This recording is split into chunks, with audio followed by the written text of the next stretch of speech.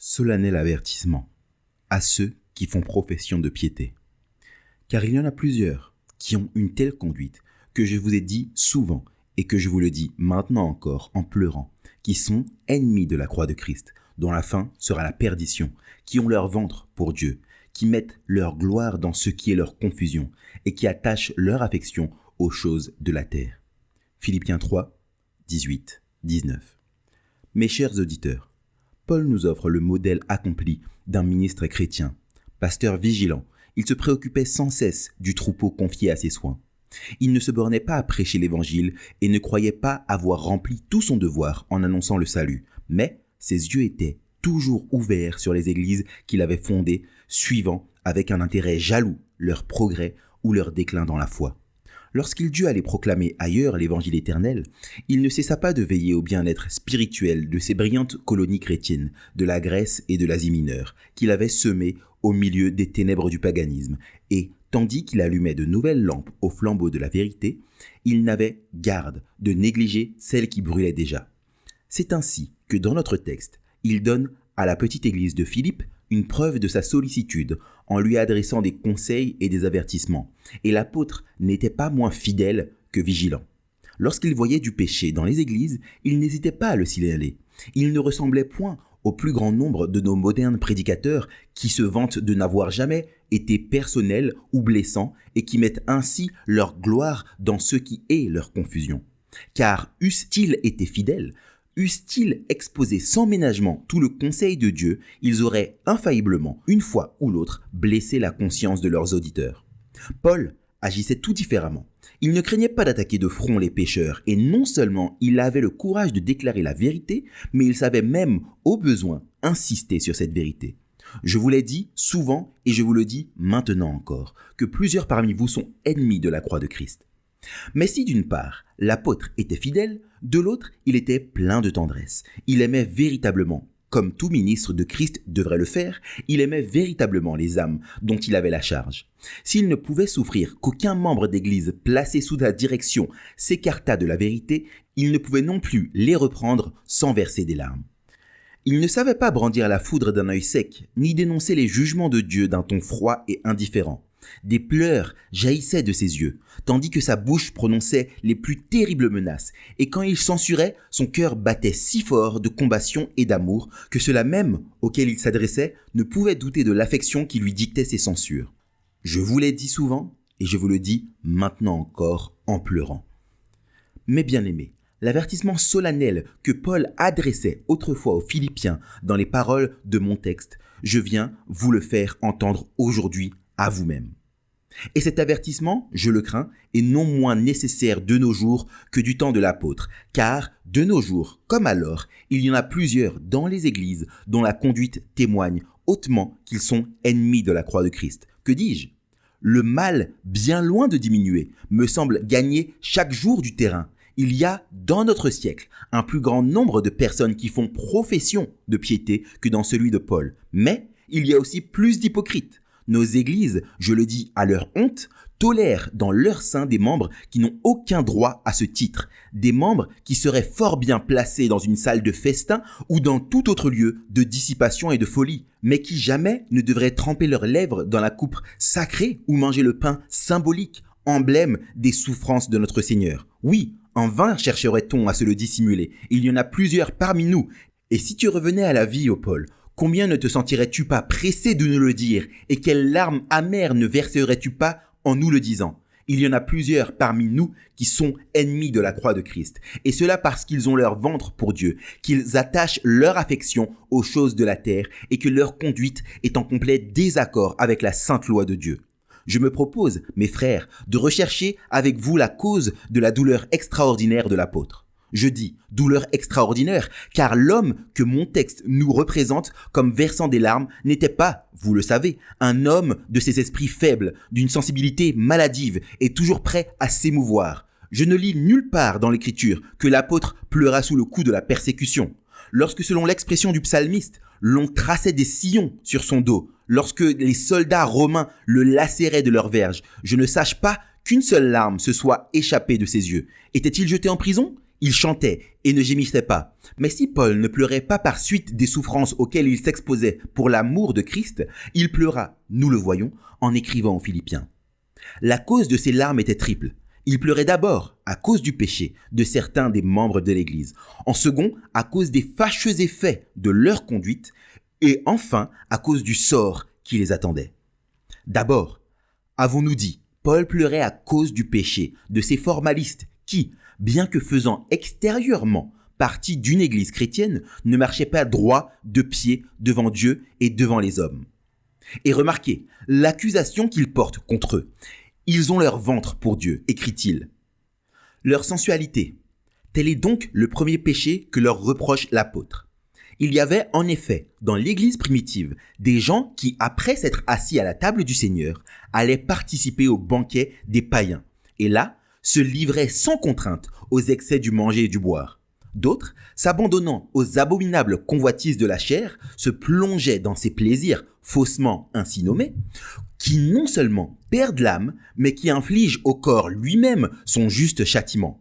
D'autres encore, sans tomber dans d'aussi honteux débordements, se préoccupaient beaucoup plus de la parure du dehors que celle du dedans, de la nourriture de l'homme extérieur que de la vie de l'homme intérieur, en sorte que tout autant que les précédents, quoique d'une autre manière, ils se faisaient un dieu de leur ventre. Eh bien, mes chers auditeurs, je vous le demande, ce grave reproche de l'apôtre nous est-il moins applicable qu'à l'église de Philippe ?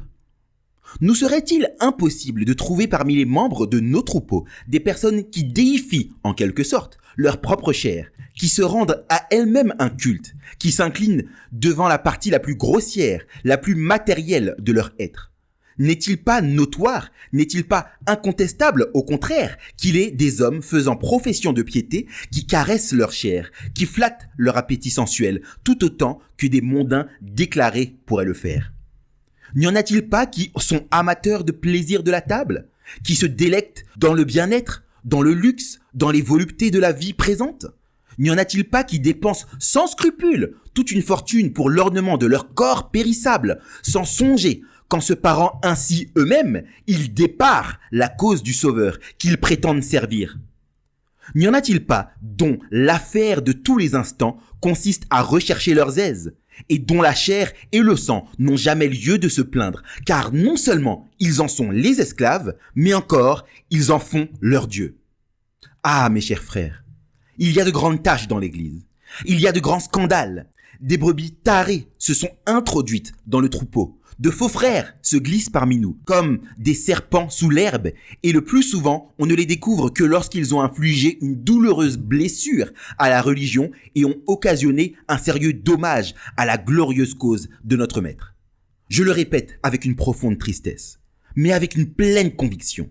Il y en a plusieurs dans nos églises, et je parle également des ministères indépendants et de l'église établie, auxquels ne s'appliquent que trop bien ces sévères paroles de l'apôtre. Ils ont leur ventre pour Dieu.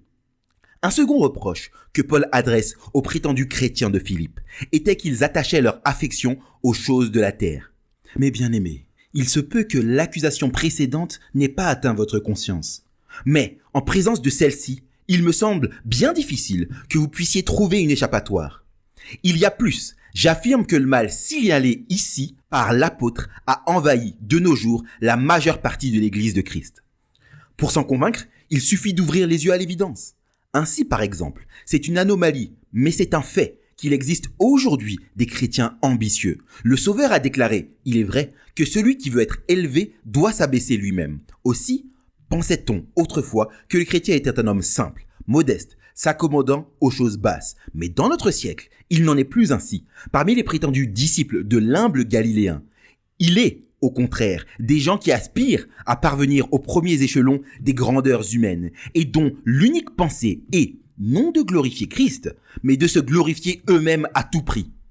C'est ainsi encore, honte à vous, ô Église, que nous comptons dans nos rangs des personnes qui, tout en ayant certaines apparences de piété, ne sont pas moins mondaines que les plus mondains, et qui ne savent pas plus ce qu'est l'esprit de Christ que les plus charnels des gens du dehors. C'est ainsi également qu'il y a des chrétiens avares. Sans doute, c'est encore un paradoxe. Autant vaudrait-il mieux parler il me semble, de la souillure des séraphins ou de l'imperfection de la perfection que de l'avarice d'un disciple de Jésus. Et pourtant, j'en appelle à chacun de ceux qui m'entendent. Ne rencontre-t-on pas tous les jours des soi-disant chrétiens dont les cordons de la bourse ne se délient que difficilement au cri du pauvre, qui décorent leur amour-propre de l'argent au nom de la prudence, et qui, au lieu de faire servir leurs biens à l'avancement du règne de Christ, ne pensent qu'à s'amasser un trésor. Je vais plus loin, et je dis que si l'on veut trouver des hommes inflexibles en affaires, avides de s'enrichir, durs envers leurs créanciers, des hommes rapaces, sordides, déloyaux, qui, à l'exemple des pharisiens d'autrefois, ne se font pas de scrupules de dévorer les maisons des veuves, je dis que si l'on veut trouver de tels hommes, c'est souvent au sein de nos églises qu'il faut aller les chercher. Mes frères, cet aveu, je rougis de le faire, mais je le dois car c'est la vérité. Oui, parmi les membres les plus considérés de nos troupeaux, parmi ceux-là même qui occupent des charges ecclésiastiques au milieu de nous, vous en trouverez qui attachent leur affection aux choses de la terre et qui ne possèdent absolument rien de cette vie cachée avec Christ en Dieu, sans laquelle il n'existe point de vraie piété. Ai-je besoin de l'ajouter ? Ces grands mots ne sont pas les fruits d'une saine religion, mais bien ceux d'un vain formalisme. Dieu en soit béni. Le résidu de ses élus est préservé de ces funestes tendances, mais la masse des chrétiens de nom qui envahit nos églises en est atteinte d'une manière déplorable. Un dernier trait par lequel l'apôtre caractérise ses faux frères de Philippe est celui-ci. Ils mettent leur gloire dans ce qui est leur confusion. C'est bien là, en effet, une disposition naturelle aux formalistes. Ils tirent vanité de ses péchés même, bien plus, ils les appellent des vertus, son hypocrisie et de la droiture, son faux zèle de la ferveur.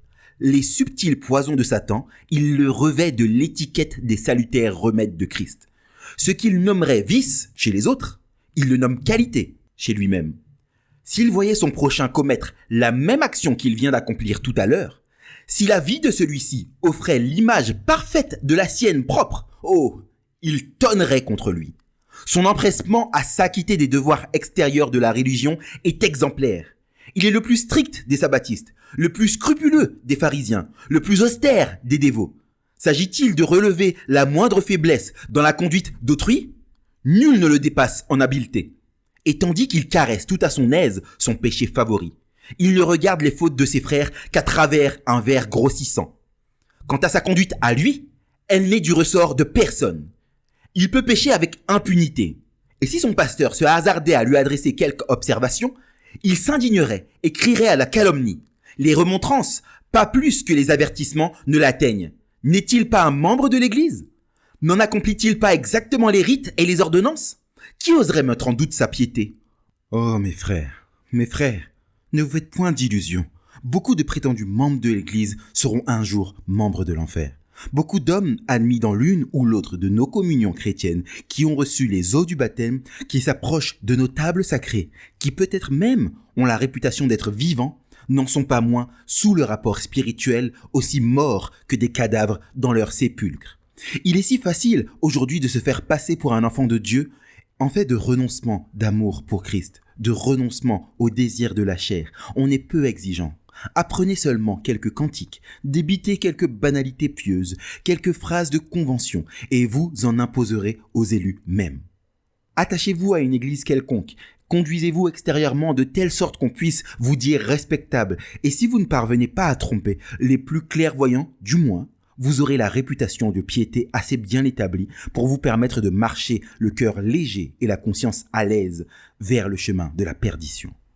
Je le sais, mes bien-aimés, je dis des choses dures, mais ce sont des choses vraies. C'est pourquoi je ne puis les taire.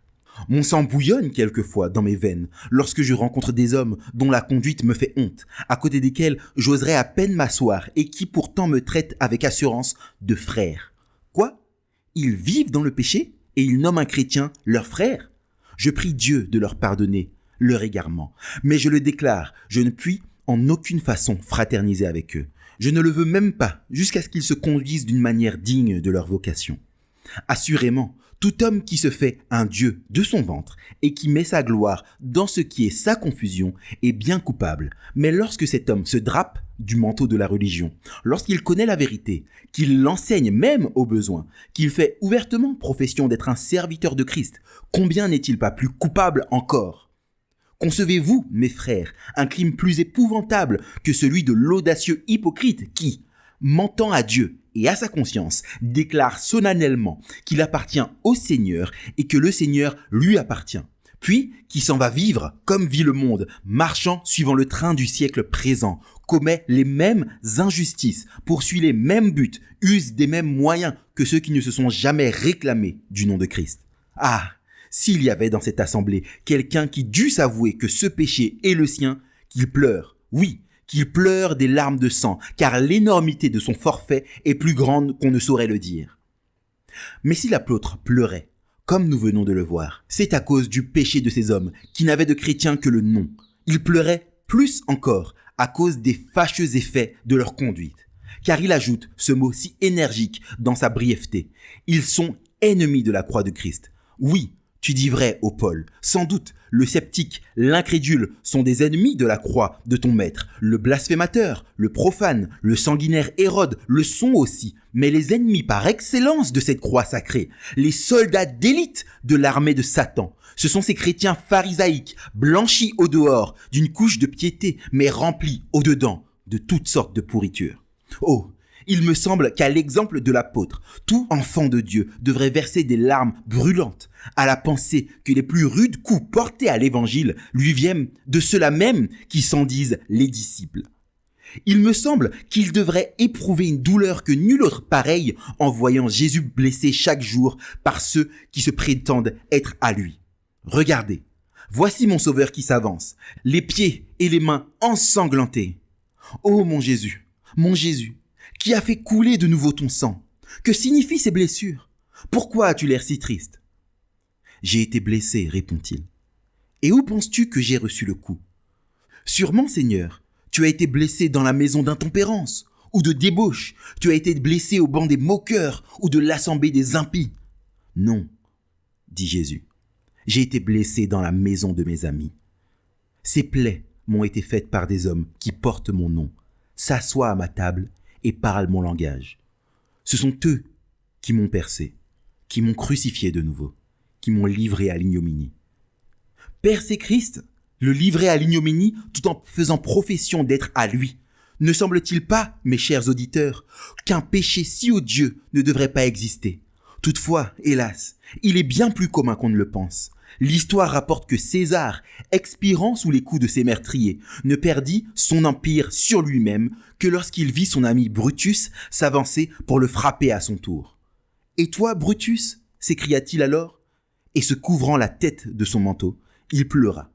De même, mes frères, si Christ apparaissait au milieu de cette assemblée, ne pourrait-il pas dire à plusieurs d'entre vous, en se voilant la face de tristesse, ou plutôt en faisant éclater sa juste indignation: « Et toi, qui t'es introduit dans mon église, et toi, qui te dis mon disciple, me frappes-tu aussi?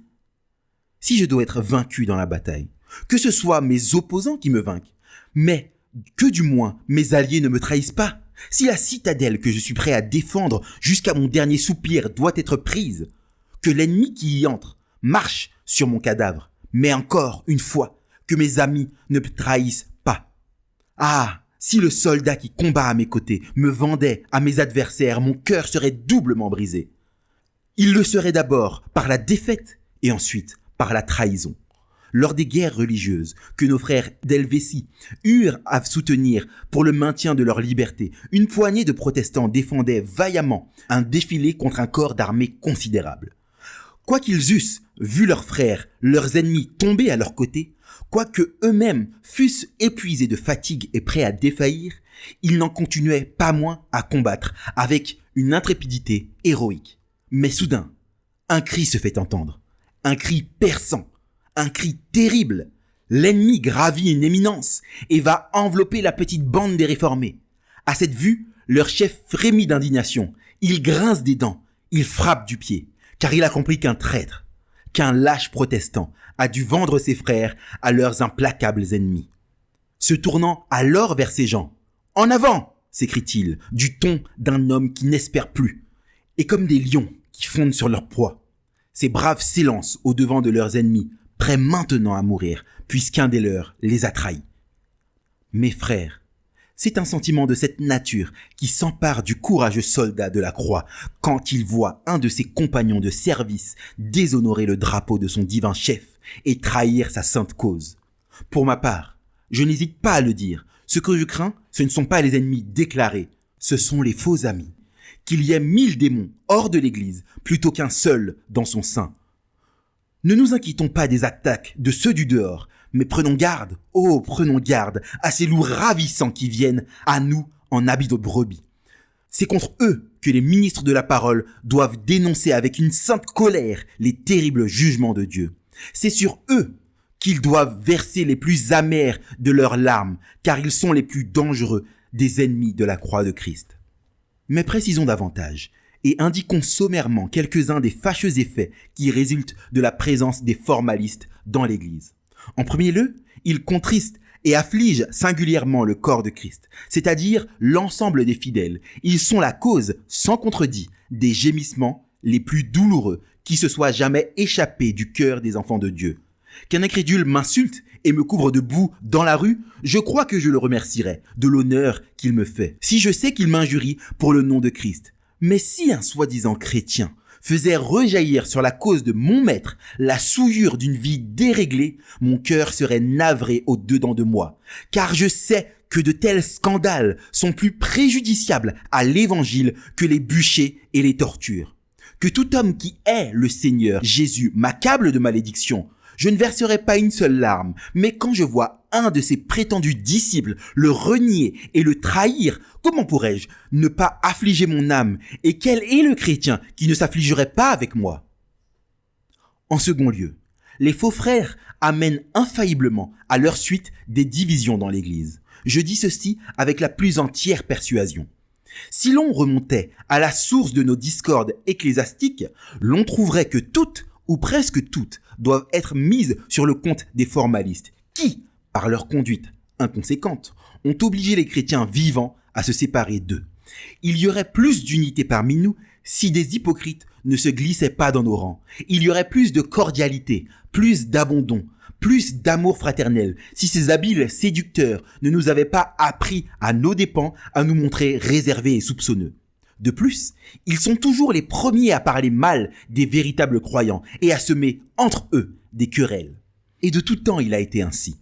Ah, ce qui a fait essuyer à l'Église de Dieu les plus graves dommages dont elle ait jamais eu à souffrir, ce ne sont pas les traits meurtriers de ses ennemis avoués, non.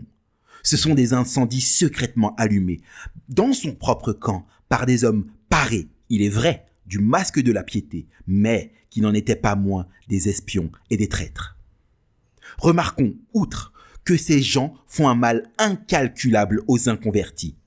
Que de pauvres pécheurs qui commençaient à se tourner vers le Christ sont retenus loin de lui par les scandaleux désaccords existants entre la conduite et les principes de certains chrétiens. Que de piétés naissantes qui vont se briser chaque jour contre cette pierre d'achoppement. Et ici, permettez-moi, mes frères, de vous raconter un fait qui confirme d'une manière saisissante la vérité de ce que j'avance.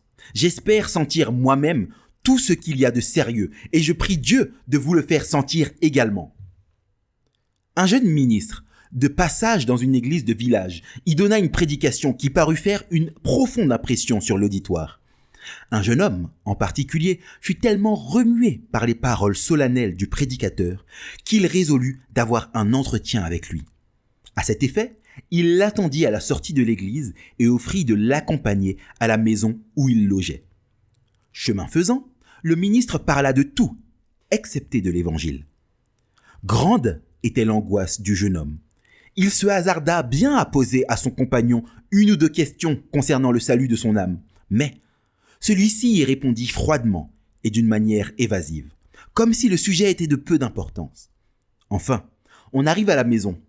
Plusieurs personnes s'y trouvaient réunies, et aussitôt, notre prédicateur entame une conversation des plus légères, qu'il assaisonne de fort bons mots et de fort bouffonneries. Bientôt même, Encouragé sans doute par les rires approbateurs qui ont accueilli ses premières facéties, il s'oublie au point de prononcer des paroles qu'on pourrait presque appeler licencieuses. Indigné, hors de lui, le jeune homme se lève brusquement. Il quitte sur le champ la maison et lui qui, 1 heure auparavant, pleurait en entendant parler du Seigneur, s'écrie maintenant avec rage. La religion est un mensonge. Dès ce moment, je ne crois plus ni en Christ ni en Dieu. Si je suis damné, que mon âme soit redemandée à cet homme, car c'est lui qui l'aura perdue. Se conduirait-il comme il le fait s'il était convaincu lui-même des choses qu'il enseigne aux autres? Non, il est un vil hypocrite, et désormais je ne veux plus écouter ni lui ni son évangile. Le malheureux tint parole. Toutefois, lorsque quelque temps après, il se vit couché sur son lit de mort, il demanda à voir le jeune ministre. Par une coïncidence remarquable, ce dernier, qui habitait d'ordinaire une paroisse éloignée, se trouvait actuellement dans le village où Dieu l'avait reconduit, n'en doutons pas, afin qu'il reçût la peine de son péché. Sa Bible à la main, il entre dans la chambre du moribond et s'apprêtait à lire et à prier lorsque celui-ci l'arrête. « Je vous ai entendu prêcher une fois, monsieur », lui dit-il, le regardant fixement. « Dieu soit béni !» répond le ministre, en croyant sans doute avoir affaire à une âme convertie par son moyen. « Il n'y a pas lieu de bénir Dieu, que je sache », continue froidement le malade. « Vous souvenez-vous d'avoir prêché ici tel jour sur tel texte ? » ?»« Oui, je m'en souviens parfaitement. » »« Eh bien, monsieur, je tremblais en vous écoutant. Je frémissais, j'étais éperdu. Je quittais l'église avec l'intention ferme de fléchir le genou devant Dieu et de chercher son pardon en Christ. Mais, vous rappelez-vous certains de vos propos que vous tîntes ce même soir dans telle maison ? Non, dit le ministre. Il faut donc que j'aide votre mémoire, monsieur, reprend le moribond. Mais avant tout, notez bien ceci. À votre conduite, ce soir-là, mon âme doit d'être damnée. Et aussi vrai que j'ai encore un souffle de vie, aussi vrai, je vous accuserai devant le tribunal de Dieu d'être la cause de ma condamnation. Ayant dit cela, le malheureux ferma les yeux et mourut. Je crois, mes frères, qu'il vous serait difficile de concevoir ce qui se passait dans le cœur du ministre en s'éloignant de ce lit funèbre. Toute sa vie, il devra traîner avec lui cet horrible, cet épouvantable remords. Il y a une âme perdue qui m'accuse de sa perte. Et un remords semblable, je le crains, pèsera un jour sur la conscience de bien des membres de nos églises. Combien de jeunes gens, en effet, ont été détournés de la sérieuse recherche de la vérité par les censures âpres et amères de nos modernes pharisiens. Combien d'âmes, droites et sincères, ont été prévenues contre la sainte doctrine par la conduite peu édifiante de ceux qui faisaient hautement profession d'y adhérer. Ah, malheur à vous, scribes et pharisiens hypocrites, car non seulement vous n'entrez point vous-même au royaume des cieux, mais vous empêchez d'y entrer ceux qui voudraient le faire. Vous vous emparez de la clé de la connaissance, vous fermez à double tour par vos infidélités la porte du salut, et vous chassez par votre flagrante hypocrisie les âmes qui étaient disposées à s'en approcher. Un autre déplorable effet de la conduite des chrétiens formalistes, c'est qu'elle cause une grande joie au démon et à son parti. Peu m'importe ce que disent les incrédules dans leurs livres ou leurs discours, quelque habiles qu'ils soient. Et certes, ils ont bien besoin de l'être pour prouver l'absurde et donner à l'erreur un semblant de vérité. Quelque habiles qu'ils soient, je le répète, peu m'importe leurs attaques, aussi longtemps qu'elles ne s'appuient pas sur des mensonges. Mais quand ils peuvent nous adresser des reproches mérités, quand les accusations qu'ils intentent à l'Église de Dieu sont fondées, oh, c'est alors qu'ils sont à craindre, et c'est alors aussi que Satan triomphe. Qu'un homme se conduise en chrétien droit et intègre, il désarmera bientôt la critique, qu'il mène une vie sainte et irrépréhensible, et on se lassera bientôt de rire à ses dépens. Mais s'il cloche des deux côtés, s'il agit tantôt en chrétien, tantôt en mondain, qu'il ne l'oublie pas, il fournit des armes aux adversaires et leur donne occasion de blasphémer contre l'évangile. Ah, qui pourrait dire les immenses avantages que le démon a remportés sur l'Église à cause des infidélités de ceux qui prétendaient en être membres? Vous dites, et vous ne faites point, votre vie n'est pas en accord avec vos principes. Telle est la plus redoutable machine de guerre avec laquelle Satan bat en brèche la muraille de l'Église. Soyez donc sur vos gardes, mes chers auditeurs. Veillez constamment sur vous-même, afin de ne pas déshonorer la cause que vous faites profession d'aimer. Voulons-nous donc, mes bien-aimés, réfuter victorieusement la calomnie ? Efforçons-nous de vivre d'une manière de plus en plus digne de notre vocation. Craignons, par nos chutes et nos faiblesses, de donner prise aux attaques de nos adversaires. En un mot, prenons garde de ne pas jeter la défaveur sur ces saintes vérités qui nous sont aussi chères que la vie et auxquelles nous espérons rester fidèles jusqu'à la mort. Mais il est temps que nous passions à la troisième cause de la profonde douleur que Paul éprouvait en écrivant notre texte. Cette cause, nous vous l'avons déjà dit, était le sort réservé aux faux frères de Philippe. C'est ce que nous apprennent ces mots, leur fin et la perdition. Entendez-vous, mes frères, la fin des formalistes sera la perdition. J'ose ajouter la pire des perditions. En vérité, pour ma part, je préférerais mourir en pécheur scandaleux qu'en chrétien hypocrite. Oh, quel réveil que celui d'une âme qui, après avoir eu le bruit de vivre dans ce monde, est jetée avec les menteurs dans l'autre, qui, après s'être élevée jusqu'aux cieux ici-bas, se voit rabaissée jusqu'à la perdition éternelle. Et plus le formaliste a réussi à se séduire lui-même, plus terrible sera son désillusionnement. Il avait pensé porter à ses lèvres la coupe pleine de délices du paradis. Au lieu de cela, il se voit condamné à boire la coupe de la colère de Dieu jusqu'à la lie. Il comptait entrer sans difficulté par les portes de la nouvelle Jérusalem, et voilà qu'il les trouve fermées. Il s'imaginait que pour être admis dans la salle des noces, il lui suffirait de crier « Seigneur, Seigneur !» Et voilà qu'il entend prononcer contre lui, non pas la simple malédiction générale adressée à la masse des pécheurs, mais cette sentence 1000 fois plus terrible et plus amère parce qu'elle est plus directe et plus personnelle. « Retirez-vous de moi, je ne vous ai jamais connu. Quoi que vous ayez mangé et bu en ma présence, quoi que vous soyez entré dans mon sanctuaire, vous êtes un étranger pour moi, et je le suis pour vous. » Mes frères, un tel sort plus lugubre que le sépulcre, plus horrible que l'enfer, plus désespérant que le désespoir, un tel sort deviendra inévitablement le partage de ces prétendus chrétiens qui ont leur ventre pour Dieu, qui mettent leur gloire dans ce qui est leur confusion et qui placent leurs affections dans les choses de la terre. Et maintenant, mes chers amis, permettez-moi avant de finir de répondre à diverses pensées que peut vous avoir suggéré ce que vous venez d'entendre. Si je ne me trompe, quelques-uns d'entre vous se disent en ce moment même « Voilà certes un prédicateur qui n'épargne pas les églises. Et il a raison. Il leur a fait entendre de dures vérités. Quant à moi, je partage complètement son avis. Ces gens qui font profession de piété, qui se donnent des airs de saints, sont tous des hypocrites et des imposteurs. Je l'ai toujours cru. Il n'y en a pas un de sincère. Arrêtez, mon ami. À Dieu ne plaise que j'ai dit rien de semblable à ce que vous avancez là. Je serais bien coupable si je l'avais fait. Il y a plus. Je soutiens que le seul fait qu'il existe des hypocrites est une preuve irrécusable qu'il existe aussi des chrétiens sincères. Comment cela, me répondrez-vous? Et c'est bien simple, mon cher auditeur. Croyez-vous qu'il eût de faux billets de banque dans le monde s'il n'y en avait pas de bons? Croyez-vous qu'on cherchât à mettre de la fausse monnaie en circulation s'il n'y en avait pas de bons exemplaires? Évidemment non. La contrefaçon présuppose nécessairement l'existence de la chose contrefaite. Si donc, il n'existait pas de vraie piété, il n'y en aurait pas non plus de fausse.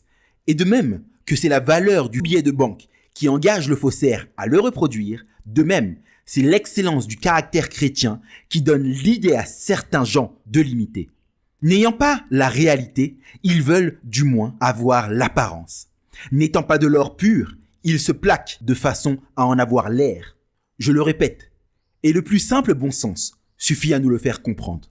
Puisqu'il y a de faux chrétiens, il doit nécessairement y en avoir de véritables. Bien dit, pense peut-être un autre de mes auditeurs. Oui, grâce à Dieu, il existe de véritables chrétiens, et j'ai le bonheur d'en être du nombre. Jamais je n'ai eu ni doute ni crainte à cet égard. Je sais que je suis un élu de Dieu, et quoique il est vrai, je ne me conduise pas toujours comme je pourrais le désirer, j'ose dire que si je ne vais pas au ciel, peu de personnes iront. Ainsi, prédicateur de l'évangile, à d'autres tes avertissements. Depuis plus de 20 ans, je suis membre de l'église. Depuis plus de 10, j'ai l'honneur de siéger au conseil des anciens. Je jouis de la considération de mes frères. Rien ne saurait ébranler ma confiance. Quant à mon voisin que voilà, c'est autre chose. Je crois qu'il ferait bien de s'assurer de la réalité de sa conversion. Mais, encore une fois, pour ce qui me concerne, tout est bien. Je suis parfaitement tranquille.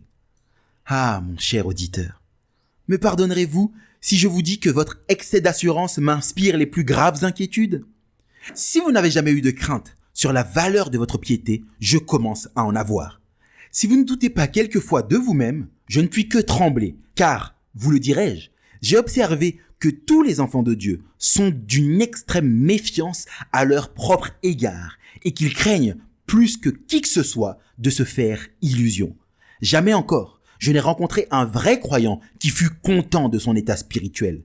Puis donc que vous vous déclarez si particulièrement satisfait du vôtre. Excusez-moi, mais je ne puis en vérité apposer ma signature au certificat de piété que vous vous délivrez à vous-même. Il se peut que vous soyez très bon. Toutefois, supportez que je vous conseille de vous examiner pour voir si vous êtes dans la foi, de peur qu'élan enflé dans votre sens charnel, vous ne tombiez dans les pièges du malin. Jamais trop sûr est une devise qui convient parfaitement aux chrétiens. Étudiez-vous tant qu'il vous plaira à affermir votre vocation et votre élection, mais de grâce, n'ayez jamais une trop haute opinion de vous-même. Gardez-vous de la présomption. Combien d'hommes excellents à leurs propres yeux qui sont des démons aux yeux de Dieu? Combien d'âmes très pieuses dans l'opinion de l'Église qui sont des souillures devant le Saint des Saints? Que chacun de nous s'éprouve donc soi-même en disant avec le psalmiste: Ô Dieu, sonde-moi et considère mon cœur. Regarde s'il y a en moi aucun mauvais dessein et conduis-moi sur la voie de l'éternité.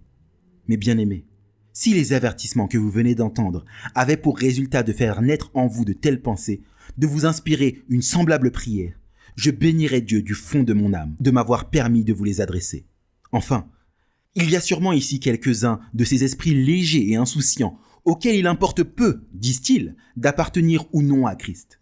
Ils comptent vivre comme par le passé dans l'oubli de Dieu, méprisant ses menaces et se moquant de son nom. Insensés et aveugles, un jour viendra, sachez-le, où votre rire sera changé en pleurs, où vous sentirez le besoin de cette religion que vous dédaignez aujourd'hui. À bord du vaisseau de la vie, naviguant sur une mer paisible, vous vous moquez à présent du canot de sauvetage, mais attendez que la tempête gronde et vous voudrez vous y précipiter à tout prix. Maintenant, vous ne faites aucun cas du Sauveur parce qu'il vous semble que vous n'avez nul besoin de lui. Mais lorsque la mort se saisira de vous, lorsque viendra l'orage de la colère divine, retenez bien ceci, ô pécheurs. Vous qui maintenant ne voulez pas prier Christ, vous hurlerez après lui. Vous qui maintenant refusez de l'appeler, vous le poursuivrez alors par vos cris de désespoir. Vos cœurs qui maintenant n'éprouvent aucun désir de le posséder se pâmera après lui dans une angoisse inexprimable. Retournez, retournez, convertissez-vous. Et pourquoi mourriez-vous, ô maison d'Israël?